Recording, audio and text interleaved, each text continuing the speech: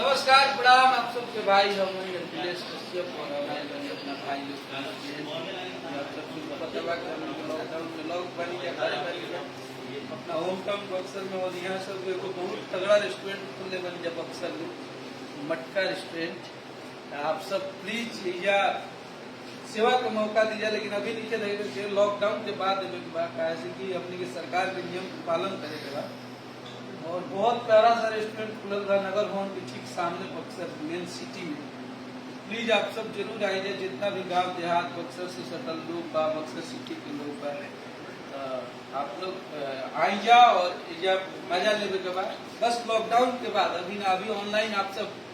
घरे मंगा सकते हैं स्विगी से। अभी आप महीने आप आई लोग के और ये सब देखा कि हमारे रेस्टोरेंट या अक्सर आप सबसे हम मिलत रह सब कोई भोजपुरी के जो हमने के कलाकार बने सब लोग आवत रही याद करी सबसे आप सबसे भेंट करे के मिली। आप सब जरूर आवत रह जाओ जाके मजा बहुत परफेक्ट और बेस्ट खाना मिली आप सबको। मटन चिकन वेज नॉन वेज सब बात चाउमीन रोज भी खाएंगे, तो प्लीज आप सब जरूर आइए।